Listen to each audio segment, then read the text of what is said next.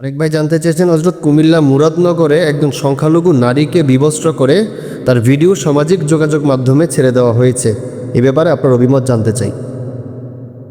দেখেন ভাই, এটা তো অত্যন্ত দুঃখজনক বিষয়। একজন মহিলা, সে সংখ্যালঘু হোক সংখ্যাগরিষ্ঠ হোক, যাই হোক না কেন, তার ধর্ম কোনো বিষয় নয়। একজন নারী, সে যে ধর্মেরই হোক, সে সংখ্যাগরিষ্ঠ হোক সংখ্যালঘু হোক, হিন্দু মুসলিম বৌদ্ধ খ্রিস্টান, যে ধর্মেরই হোক, সে নারী, সে মায়ের জাত। তার সম্মান করা এটা পৃথিবীর প্রত্যেক পুরুষের কর্তব্য। তার মর্যাদা রক্ষা করা পৃথিবীর প্রত্যেক পুরুষের দায়িত্ব। কোনো নারীর ইজ্জত নষ্ট করা, কোনো নারীর সম্ভ্রমহানি করা এবং এটাকে সামাজিক যোগাযোগ মাধ্যমে ছড়িয়ে দেওয়া, এটা হচ্ছে কাপুরুষত্ব। এটা পুরুষের কাজ হতে পারে না।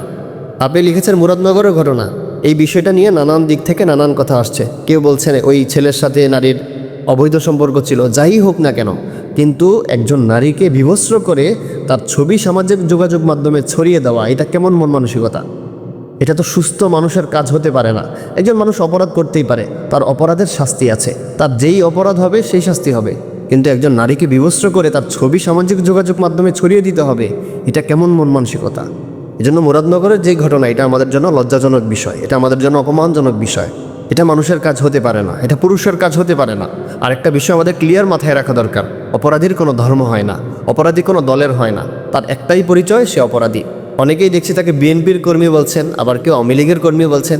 ভাই, সে যে দলের হোক না কেন, সে যে ধর্মের হোক না কেন, তার একটাই পরিচয়, সে হচ্ছে অপরাধী। তার শাস্তি হওয়া উচিত, অপরাধের বিচার করতেই হবে। আরেকটি বিষয়, ইসলাম কখনোই নীতির বিপক্ষে অবস্থান করে না।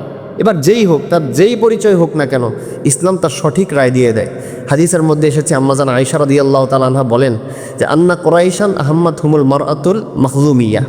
আম্মাজান আয়েশা বলেন, একবার এক কুরাইশি মহিলা, যাকে চুরির অপরাধে নবীজি সাল্লাল্লাহু আলাইহি ওয়াসাল্লাম হাত কাটার বিধান দিয়েছেন, সাহাবায়ে কেরাম নবীজির কাছে আরজ করলেন, ইয়া রাসূলুল্লাহ, এই মহিলার হাত না কাটলেই কি হয় না?